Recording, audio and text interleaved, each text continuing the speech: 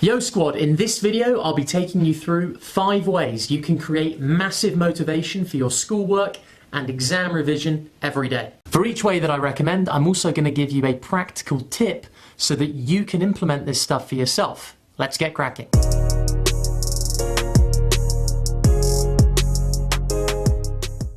It's the exam coach checking in with you. Let's huddle up and talk about motivation. Motivation's crucial because to do anything in life, you got to be motivated. You got to have something that's pushing you towards it. You and I both know that for school in particular, our motivation levels come and go each day. What we need to do is we need to figure out ways to actually generate motivation for ourselves every day so that the small tasks we do snowball together and create a massive result down the line. Making sure you're motivated to get the revision sessions in is one of these small things that can create a huge difference over time. Remember, it's consistency over an extended period of time that creates results.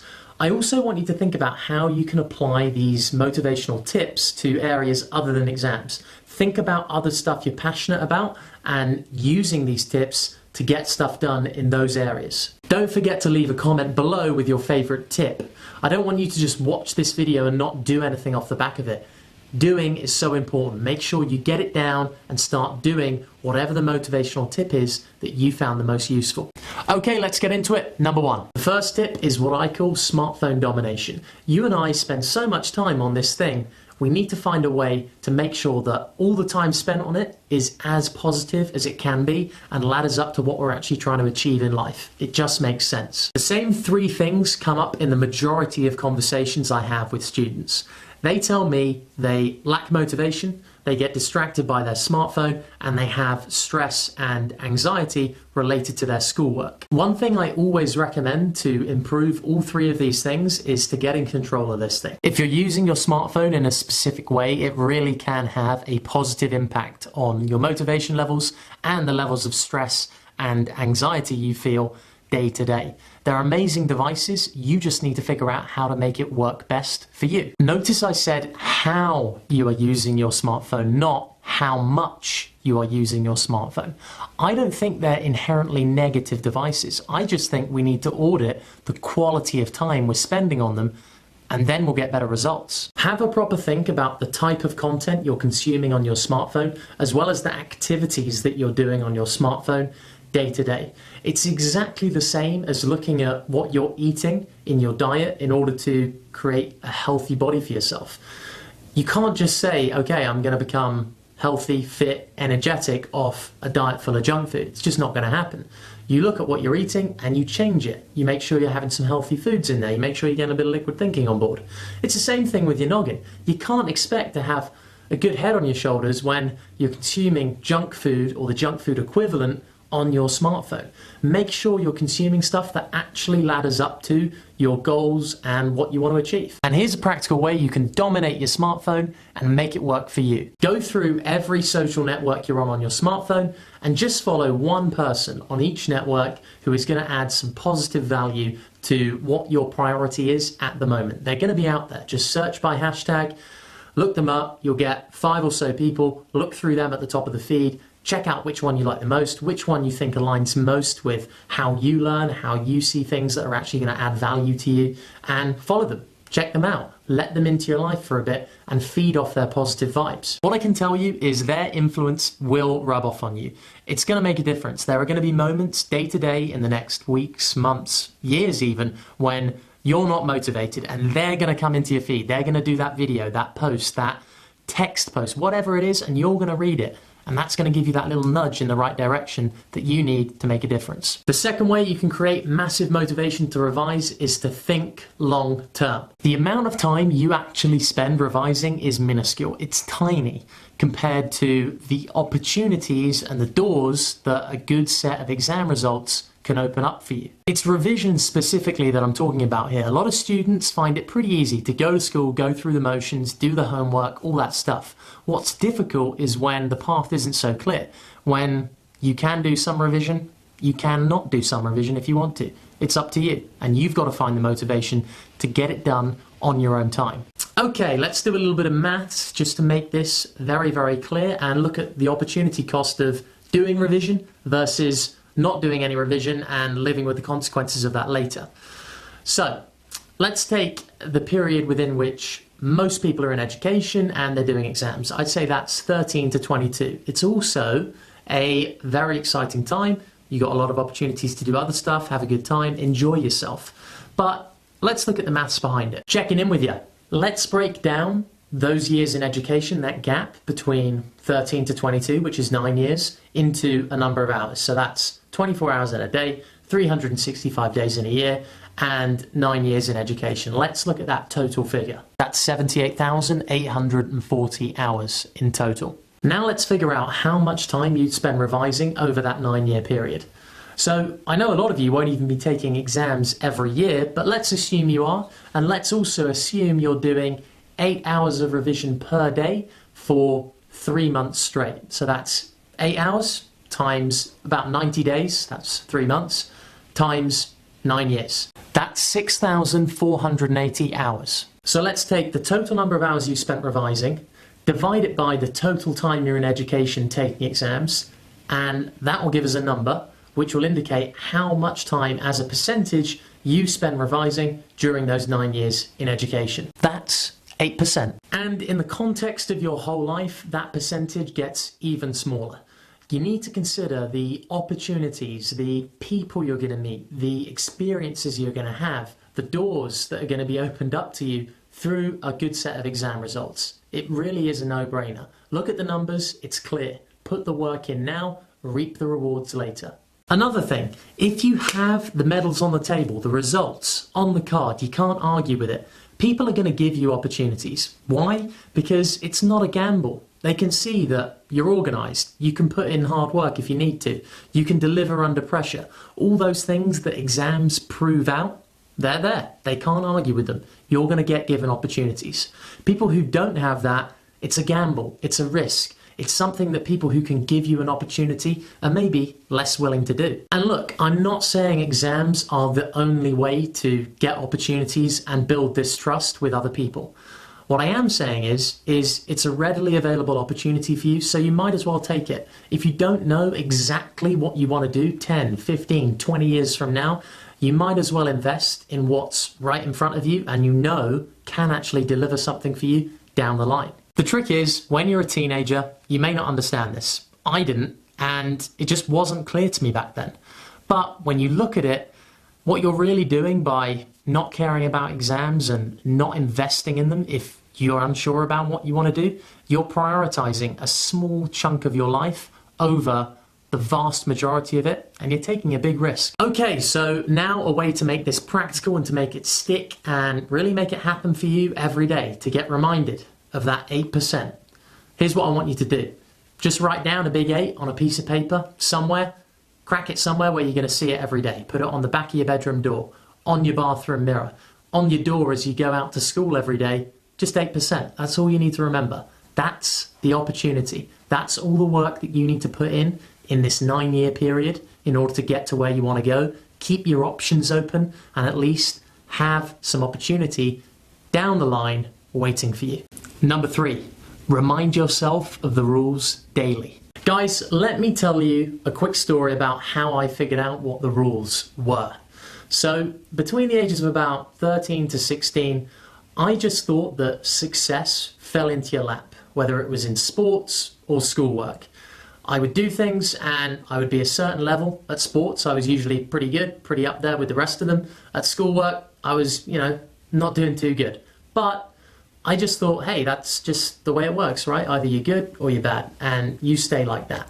What I didn't realize is that you have to train. You have to put the graft in. You have to put the work in order to make things happen and change, and it's your responsibility to do that. And I went through a big learning curve. First up, on the sports side, I began to get beaten. I began to not perform as well because I just wasn't training.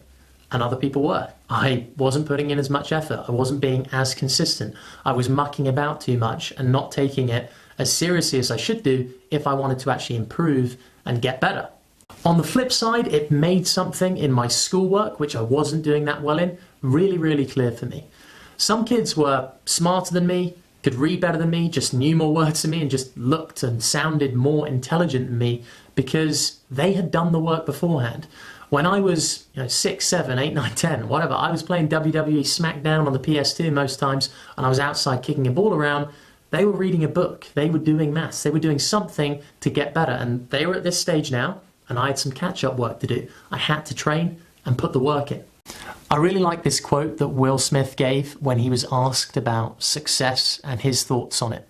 He said this, he said, "Success is like building a wall. All you need to do is lay each brick perfectly day after day, and soon you're going to have a wall. If you don't lay that brick right, the wall's going to get weak and it's going to fall down eventually. Make it solid, be consistent, and be patient over an extended period of time." A practical thing you can do to actually implement this and get this going, i.e. the rules are in your head the whole time, get your smartphone, make one of the screensavers linked down below in the description your screensaver. Every time you open your smartphone, boom, you're reminded of the rules. You know that you need to get the basics right, be patient, and build over time. Number 4, perspective. Squad, every morning you should be recalibrating and resetting your outlook on life and the opportunities you have. Why? Because it's about that thing that I've mentioned so much in this video already, the smartphone.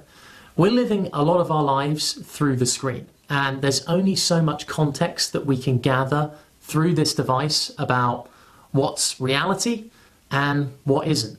And you need to make sure you're in a good spot understanding what is real and what is fake. In other words, it's about setting our expectations against reality as opposed to the fantasy that's sometimes seen down our smartphones. There are 2 ways that I know to successfully achieve a healthy outlook and perspective on your life every day, each morning. The first way is to think about the time we live in now. The time we live in now is great. We've never had it better.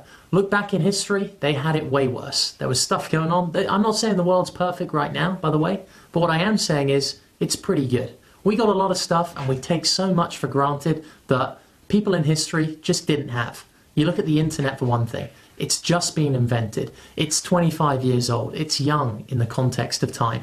And it opens up so many opportunities that you can take advantage of. The second perspective counters any kind of pushback you can give to the first perspective. Trust me, I used to do this. I used to say, hey, you know what, this time is pretty good to live in, but my life's just pretty crappy. I don't have it all right. I'm disadvantaged. I've got this problem, that problem, whatever it is.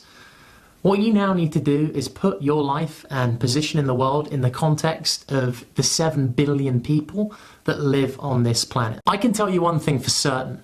Within that 7 billion people, there are plenty of people who would give anything to have one day in your shoes, going to the school you go to, being able to take the exams you take, believe it or not. Sounds crazy, but it's true. People want the opportunities that you've got, and they would do anything to be able to get them. So maybe in the morning, when you think about that every day, that will give you that little push, that little nudge that you need to say, hey, come on, this is pretty easy, in fact. All I got to do is show up, get positive, get a bit of momentum going for my revision, for my schoolwork, for whatever I care about at the moment, and I'm going to be in a good spot. So let's make this actionable and put it into practice. It's pretty simple. All I want you to do every morning, wake up and carve out a little bit of time. You don't need long, 2, 3, 5 minutes maybe. And just think about those 2 things, those 2 perspectives that we discussed. Number 1, how good and how fortunate you are to be alive right now in the context of history. And number 2, how you shape up in the context of 7 billion people. You and I both know plenty of people would give anything to have the opportunities you have. And the 5th way you can motivate yourself to do well in school and revise is regret. Regret is one of the worst things around in life. Why? Because you just can't change it. You can't go back and put things right.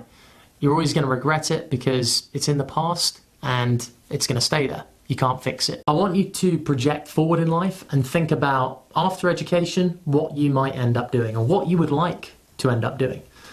I can tell you that I have conversations with people my age who have full-time jobs, who are working in something that they aren't especially passionate about, and the reason for that is that their options were limited. They had to take the job because they didn't have the options or the qualifications to walk through those doors and take those opportunities. They had to take what was available to them. And as time goes by, it becomes harder and harder to get momentum up and make the change. You get more baggage, more responsibility, more stuff just happening in your life that makes it tough to rebuild and get some momentum going. That's why I want you right now to think back to that 8% that we were talking about earlier. That's so key, that 8% investment that compounds over time, so that when you do get older, when you do have to take that career, you've got all the options open to you that you could ever want. No regrets. Quick practical tip on how to avoid regret in the long term. Well, it's simple. You just make it a short-term priority for you. Every night before you go to bed, have a reminder pop up on your smartphone. You can set it right now for yourself. Just ask you a simple question. That is, any regrets? Each day, check in with yourself. Any regrets? Any regrets? Any regrets? And every day, you'll be able to audit what you've done. You'll be able to decide, okay, I regret not doing that. Most of the things that you regret doing are the things that you don't do, by the way, rather than the things that you do. Anyway, the key thing is just ask yourself that question every day. Check in with yourself, figure out what you're doing well, figure out what you might want to improve on tomorrow. And that's how you're going to build some momentum and some motivation to get going and moving forward in the right direction. Okay, that's it for this video. To recap, 5 ways you can create massive motivation to revise and do well in school. They are: smartphone domination. Think long term. Remind yourself of the rules daily. Put things in perspective every morning. No regrets. If you like this video, be sure to give it a like, subscribe down below, hit the little bell notification icon if you want to be updated of when new videos are uploaded to the channel. Remember also, in the comments below, mention the one motivational technique or practical tip that you're going to use and actually implement. Don't just watch, don't spectate. Do stuff, get stuff done. Thanks for watching The Exam Coach, guys. This is where we are putting in the hard yards, the reps, getting fit for exam season. I'm checking out.